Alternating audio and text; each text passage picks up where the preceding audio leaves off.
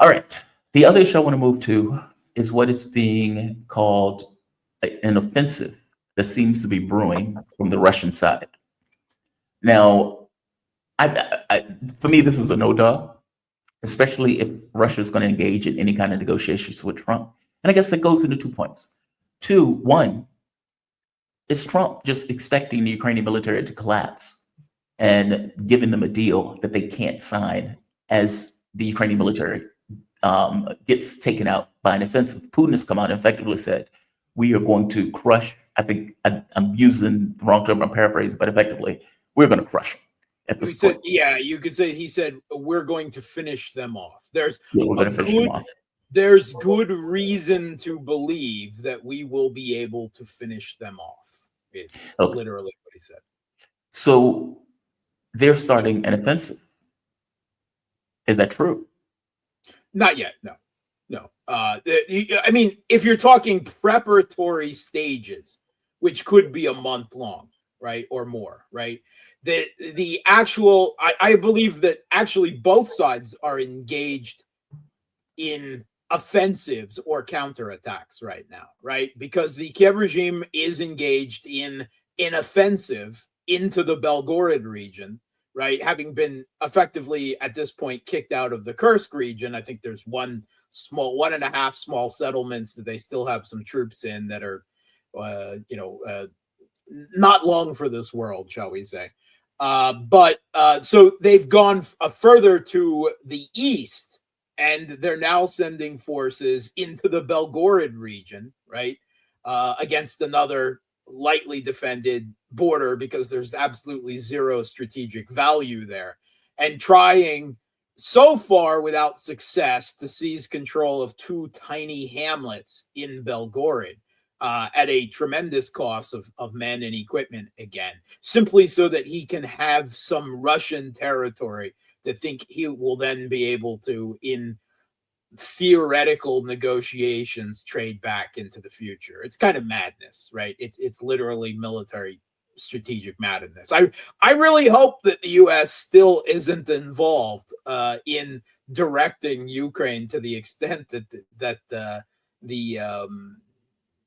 New York Times suggests that the U.S. has been. Because if they are, then, I mean, the U.S. military planners are, I don't know, a kid playing Civ could do better, right? I mean, let's be honest. But they're also launching major counterattacks in Chasiv Yar, trying again, perhaps to forestall a Russian deeper, further push in that direction a bit later. But I think there's every indication that Russia they're still progressing forward, but compared to what they were doing, say, prior to December, they're taking a breath, right? It's not quite an operational pause, but it may be an operational down tempo. But everyone knows, right? The Kiev regime has been very open about this. They've got large numbers of troops being built up that haven't been, we're talking somewhere between 100 and 200,000 new troops that have been fully trained up, but haven't even been involved in the conflict yet. And first of all, there is likely to be a renewed push all along the contact line, right, in every direction, because Russia is now capable of that, right? They are capable of, we're not talking just one offensive, we're talking offensives everywhere, right, at a grinding pace, and then probably one or two or even three hard pushing offensives in specific places. And the biggest one right now looks in the south, in Zaporozhye, right, where Russia is quite obviously moving towards an offensive. We're talking artillery prep, diversion reconnaissance groups, to what will be an offensive in the direction of Orehov.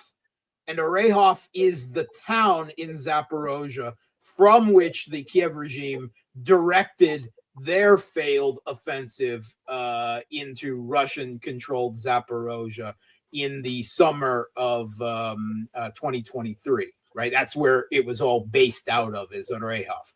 And if Russia takes Orehov, then after that, the next step is Zaporozhye city itself. So obviously that's where they're moving.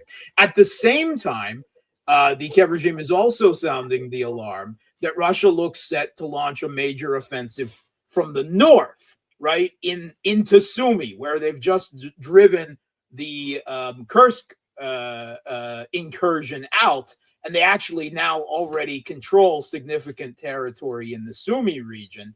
And they will very likely, Putin has given the order for a quote unquote buffer zone to be created, but it's very likely that they will probably just go for Sumy city itself, which is then, if they take Sumy city again, because they briefly went through it in 2022 when they went right down the road to Kiev, right? Because it's a straight shot from there to Kiev.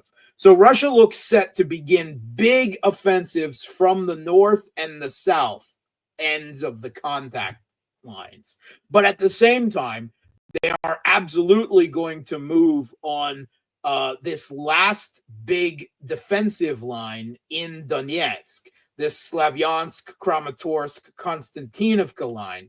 And the first one they're going to move on is Konstantinovka. They are now laying the preparations to move on Konstantinova from multiple directions. So that's three offensives that we're looking at that seem very probable. Maybe all three of them, if not, maybe two of them that are going to occur. Now, most likely they're not going to get into full speed, right? What you would say the offensive has started for another month, right?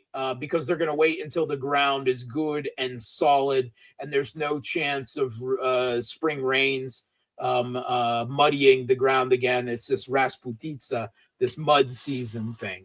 And the ground isn't quite firm enough yet to launch major offensives that would require moving off roads and fields and the like with heavy vehicles. So what you're going to see probably is a month buildup to offensives in multiple directions. Now, it doesn't mean that an offensive will necessarily then in a month be launched from that direction, because things change. If the Kiev regime moves a large amount of forces to one area, then they'll say, all right, that's not worth our while, so we'll direct it more over here, right? That's the Russian, the strategy of overcoming the problems of 24/7 satellite and drone surveillance, where strategic surprise is very difficult, is to make your forces like water, to make them fluid, so that if there is strong opposition, then the water flows somewhere else where it can more easily exploit a situation. And where it detects a weakness, the water will then gather and push in at that point. And Russia has enough troops and good enough logistics to do that. So they will have many plans for offensives, and some of them at time zero, right, will be put into action and others put on the back burner for a better situation until the Kiev regime shuffles its troops around trying to dam up this place and that place again. But ultimately, the desire here is, one, to take back all of Donbass this year, right? And two, to force the Kiev regime's military into collapsing under the weight of offensives from multiple directions. Those are the goals for this year. And they hope that will then lead to some type of political collapse in Kiev, although there's no guarantee that will actually happen. That's what they hope. Well, that's an interesting point. I'm glad you pointed that out. Is it possible that what Trump is doing is creating a pretext where he walks? I tried to work with him. I couldn't get anything done. We're out. While simultaneously not allow Russia, but as Russia goes through that action of destroying the Ukrainian military. Meaning, when I say deep politics, I'm wondering if these things are related to one another because they're happening simultaneously.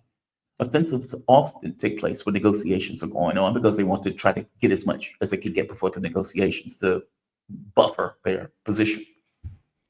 I don't know what's going on with this, right? Because, like you said, Trump is all over the place. Yeah, he is. But from the Russian point of view, they are, like you said, they're trying to solve this year. Now, The Economist points out that Zelensky has been doing any and everything in his power to screw over political opposition in Ukraine. Quote unquote political opposition, meaning opposition within the Kiev regime itself, because all the real opposition in the country has been banned and pogromed a long time ago.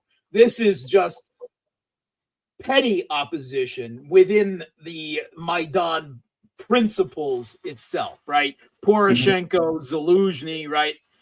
Possibly Timoshenko. These are all figures within the Maidan, because all of the real opposition, the Party of Regions, reformed as the opposition bloc, all the leftist parties in the country, they've all been banned and pogromed.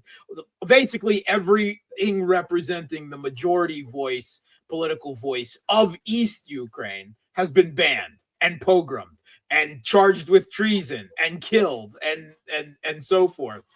So when we're speaking, this is all political maneuvering from within the regime itself, right? Yeah.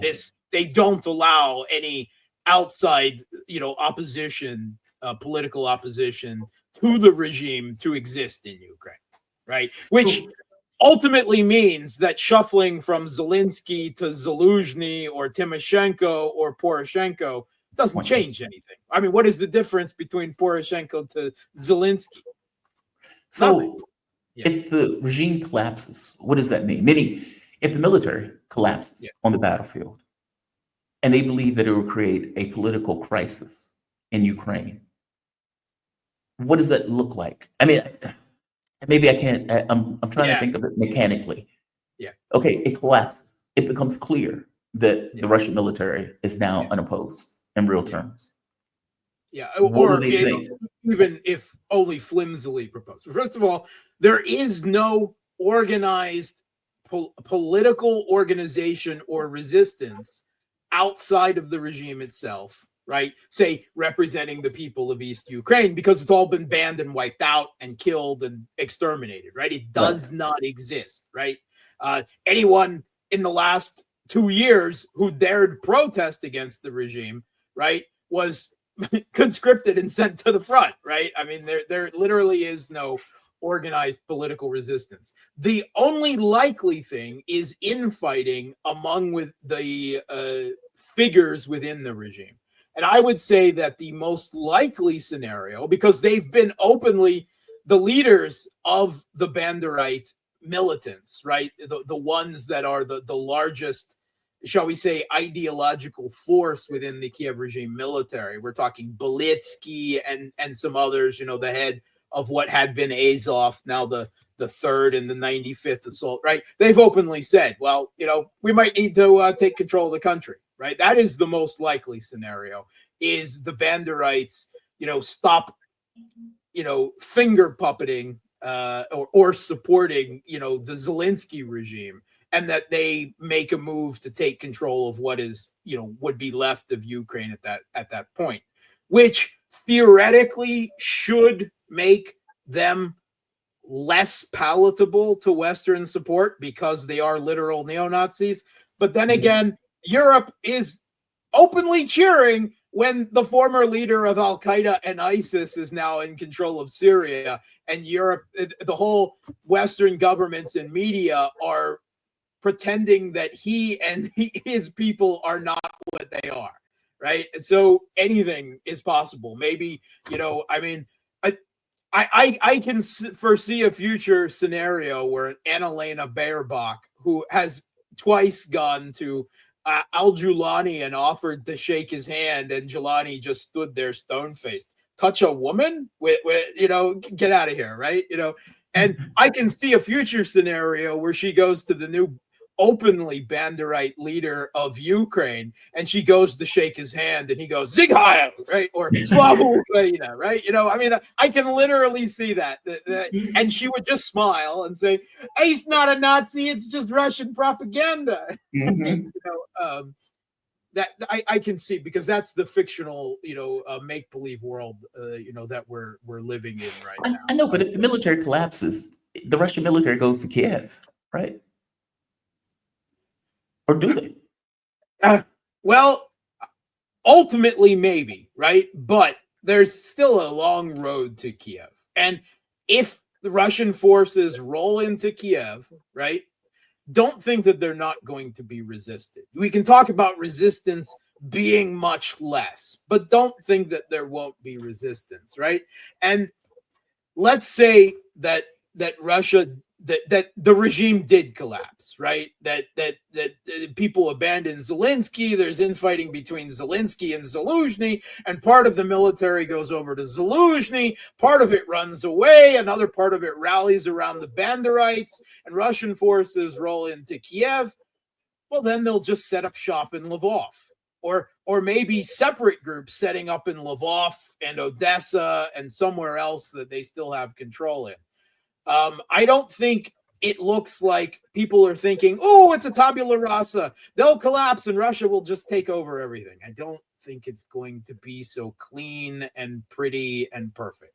I think it's going to be nasty and bloody and chaotic and not a... Well, again, to use Mearsheimer's wonderful words, a victory, but an ugly victory, right? Yeah. With uncertain prospects into the future. Because ultimately, at the end of the day, there are other analysts who have pointed out that ultimately what the Kremlin wants out of this conflict is not just the Donbass, right? Not just a guarantee that the Kiev regime, that Ukraine will never join NATO or de facto NATO or NATO bases or anything to do with NATO. But they also want ultimately security, right? They want on their border with the West, right? With a attempt at normalization of relations. Okay, I don't believe that's possible, right? I with this current spate of European leadership, ultimately, I don't think peace with them is possible, right? Like if Russia rolls up to Kiev or up to the Polish border, does that say, okay, we won, now you just have to accept that? No, that's not going to happen this way, right? The Europeans are preparing for war with Russia, right? Maybe not tomorrow, maybe not next year, or maybe not 5 years from now, but maybe 7 years from now, right? They are on that path. And until there is a change in the way that European leaders are formed and come into power with all of the ideology and the outlook, the worldview that they have, Russia and Europe are going to be in something a lot worse than the old Cold War, right? Moving past Ukraine. And very likely that will mean continuing a guerrilla war by whatever forces they can muster out of Ukraine, right?